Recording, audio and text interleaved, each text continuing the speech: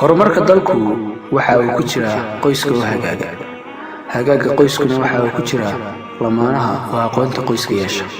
Haddii ay lamaanuhu aqoonta qoyska yeeshaan, waxa ay soo saarayaan ubad tayo leh oo si wanaagsan loo barbaariyey oo kaalin kasta oo ay nolosha ka galaan sida ay tahay uga soo baxa, dabeetana horseeda horumarka dalka.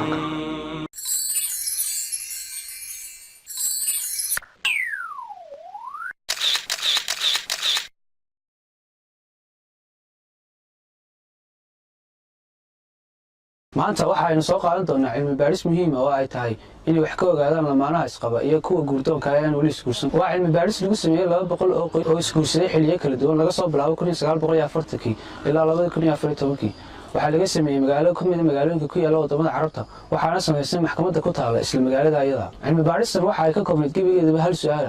halkaas su'aalna waxay ahayd waa maxay shayga aad uga baahan tahay shayga koowaad ilaa shayga afraad ee aad uga baahan tahay ninkaaga amaba gabadhaada inta aad gurigooda joogtaan, adoo ka dooranaya 12 arrimood ee hoos ku xusan. 12 arrimoodna waxa ay kala ahaayeen cunto, lacag, xasilooni dareemid, ixtiraamid, isku kalsoonaan, hadallo dabacsan, wada sheekaysi, naxariis, saamaxaad iyo cafis, mas'uuliyad qaadis, danaynta guriga, tawada beesara waxay caadifada iyo cabiraadda dareenka jacaylka.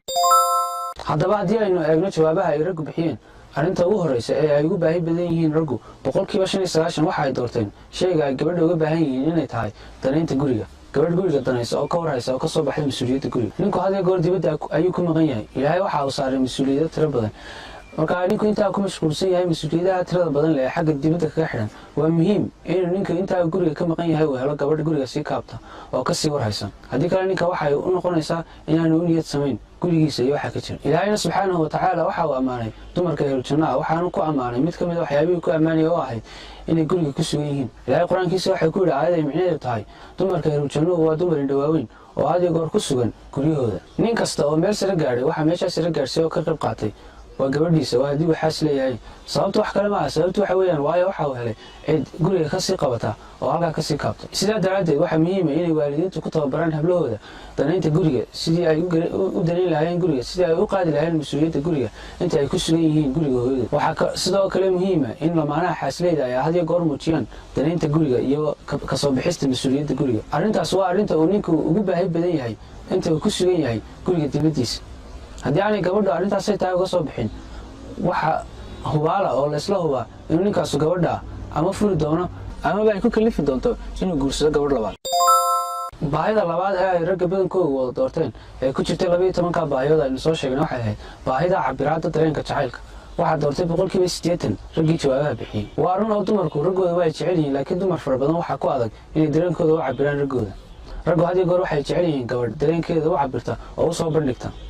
haddaba waa muhiim inay gabadhu dareenkeeda u cabirto mar walba iyo si joogtaa, si lamida sida ay muhiim u tahay inuu ninkaba dareenkiisa ugu cabiro gabadhiisa. haddaba haddii aanay gabadhu dareenkeeda u cabirin ninkeeda, waxaa laga yaabaa inay arrintaas ku kalifto in uu ka helo dibadda ama meelaha kale uu joogo gabadh dareenkeeda u cabirta, deetana uu si lama filaana gabadha ugu wareego. anugu erey baan kusoo koobay, waxaan idhahdaa waan isku wada qaadaa daryeel baan idhahdaa.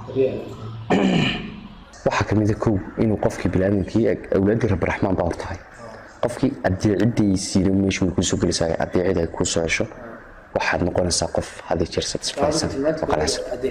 adeecid baa si lahmada adeecida samee waa daryeel joogto ama la karaa daryeel joogto ah.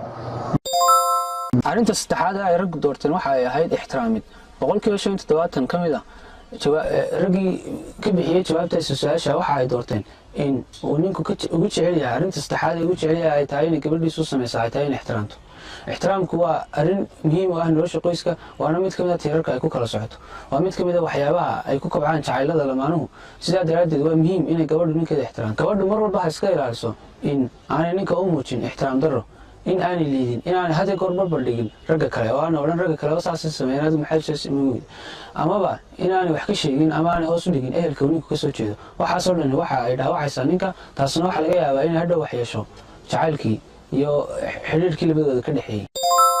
haddaba waxaa la yaab leh 12 arrimood raggu tii ugu hooseysay ay doorteen ay yidhaahdeen arrintaa 100% wax ku dhow uma baahan waxay ahayd inay gabadhu lacag keento. Raggu marnaba niyadda kuma qabtaan xitaa uguma talagalaan inay gabadhu u soo shaqayso inay gabadhu iyadu noqoto xaafadda biirsan. Cilmi baadhisna hadda waxaynu ka faa'iideynaa inagoo tixraacayna jawaabaha ay raggu bixiyeen in saddexda baahiyood ee ugu waaweyn ay raggu uga baahan yihiin haweenkooda inay tahay ta koobaad oo ah dareenta guriga, ta labaad oo ah inay dumarku had iyo goor u cabiraan dareenkooga catifeeda raggooda, iyo ta saddexaad oo ah ixtiraamid. waa saddex arrimood oo ay tahay inay raggu marka hore sii ogaadaan inta aanay guursanin ka hor, amaba inay ku dhaqmaan ragga xaasleeda ahi inta ay dumarkooga ag joogaan.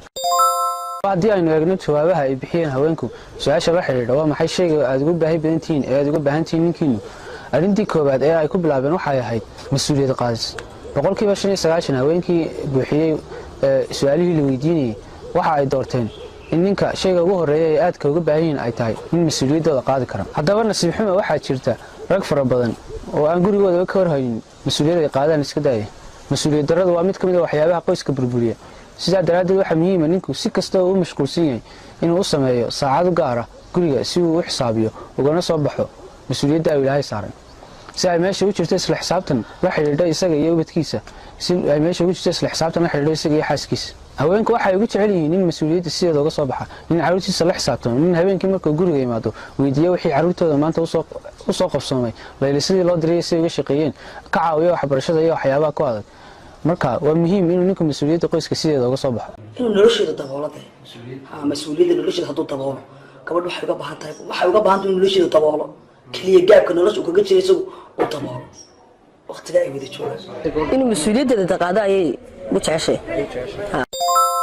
jawaabta labaad iyo baahida labaad ee ay ugu baahi badan yihiin ninkoodu waxa ay ahayd ku niyad samaan, inay ku niyadsan yihiin ninkan ay guursanayaan. boqolkiiba 85 jawaabtaas ayaa ay doorteen. dumarku had iyo goor waxay jecel yihiin inay raggooda ka helaan kalsooni buuxda oo ah inaan weligood ka tegin, inaanu furaynin. dumarku waxa ay had iyo goor jecel yihiin oo ay rabaan inay ninkooda ka dareemaan oo ay ka helaan inaanu weligood ninkooda furaynin, inaanu ka tegaynin iyo inaanu dayacaynin waajibaadka uu ilaahay ugu soo dhiibay. sidaa daraaddeed ragga waxaa la gudboon inay had iyo goor haweenkooda u muujiyaan jacaylkooda, inay dareensiiyaan inay jecel yihiin, inay dareensiiyaan inaanay weligood ka tegaynin, inay furaan hadalkeedaba iska daayeen. nebi maxamed sallallahu calayhi wasallam sidaasoo kale ayaa ahaa. waxa uu xaasaskiisa dareensiin jiray inuu jecel yahay, waxa uu xaasaskiisa dareensiin jiray inaanu weligiin ka tegin. waatii Caaisha radiyallahu anha warinaysa xadiisu micnihiisu ahaa inuu nebigu Caaisha ku yidhi waxaan adiga ku ahay si lamida sidii ay isku ahaayeen Abu Zarc iyo Musarc waxay isku ahaayeen laba lamaanaha oo aad isku jecel. ninku gabadhiisa aad ayaa u jeclaa, waxaan uu sameyn jiray waajib kasta oo ay gabadhu uga baahan tahay iyo wax kasta oo ay uga baahan tahay. marka waxa uu dareensiiyay Abu Zarc inaan weligii Allihii ka tegin. tani waxa ay daba ka noqonaysaa inay gabadhu kalsooni buuxda ka hesho ninkeeda, in aanay su'aalo tiro badan weydiin ama aanay ka shakiyin marka uu ninka gurigiisa ka soo habsaamo, amaba haddii ay ku aragto inuu ninku marsan yahay cadar udgoon, ama marka uu habeenkii haddii uu ninku guriga ka sii baxayo uu gashado hablabis wanaagsan. waxaasoo dhan dawa ayaa ay noqonaysaa, waayo ninku waxa uu gabadhiisa ku beertay kalsooni buuxda, waayo waxa uu hore ugu sheegay inaanu weligii ka tegin, inaanu furaynin. arrinta saddexaad iyo jawaabta saddexaad ee ay haweenku doorteen iyagoo ku muujinaya baahida ay uga baahan yihiin ninka waxa ay ahayd ixtiraamid. boqolkiiba 25 ka mid a jawaabtaas ayaa ay doorteen. ma habboona marnaba inuu ninku ixtiraam darro ku sameeyo gabadhiisa, inuu ku idhaaho hadalla delqaafa, inuu ku duleeyo aragti ama mahmaayo ama waxyaabo kale oo la mid ah. dhibka jira waxa weeye ragga qaarkood ayaa waxa ay haweenkooda ula ficiltamaan sidii laba qof oo cadowa. waxaad arkaysaa qaarkood iyagoo dabagelaya, iyagoo ereer u xisaabinaya, iyo iyagoo weliba nafta u keenaya. arrintaas waa arrin aan wanaagsaneyn, waana habdhaqan ka soo horjeeda diinteenna. nebi maxamedna marnaba sidaa muu ahayn. nebi maxamed sallallahu calayhi wasallam waxa uu ku yidhi axaadiis ay micnaheedu ahayd ninkiina ugu wanaagsan oo kagu wanaagsan ehelkiisa, aniguna waxaan ahay ninka ugu wanaagsan ehelkiisa. sidoo kale waxa uu yidhi dumarka ma wanaajiyo nin wanaagsan mooyaane, mana ka adkaado ama ma xumeeyo nin xun un mooyaane. sidaa daraaddeed xumaynta haweenka la xumaynayo rag badan oo Soomaaliyeed waxay u aaminsan yihiin inay raganimo tahay, balse waa doqonnimo halkii u dambeysay. haddaba 12 ka arrimood baahida u dambeysay ay ninka uga baahan yihiin amaba la odhan karo danka ma laha. boqolkiiba 5 waxa weeyaan cunto siin. waxaa laga yaabaa ragga qaarkood inay ku doodaan maxay gabadha kale iga baahan tahay sumiga cuntadeedii siiyay biilkeeda u keenay. waa run, gabadha cuntadeedii waad siisay, biilkeedana waad u keentay, laakiin ma aha baahida keliya ee ay kaaga baahan tahay gabadhaadu. hadday cuntoon u baahan tahay gurigeedii waa ay ka heli lahayd, balse waxay u baahan tahay baahiyo kale oo ay ka mid yihiin baahida caatifada iyo baahida jinsiga labadaba. baahiyahaas oo sideeda loo buuxiyaana waa mid ka mid a waxyaabaha keenaya inuu qoysku dhammaystirmo. cilmi baadhistan waxaynu ka faa'iidnay 3 arrimood oo ay haweenku uga baahan yihiin raggooda. arrinta koowaad waxa weeye waa mas-uuliyad qaadis. arrinta labaadna waxa weeyaan inuu ninku dareensiiyo inaanu gabadhiisa weligii ka tegin. arrinta saddexaadna waxa weeyaan waa ixtiraam.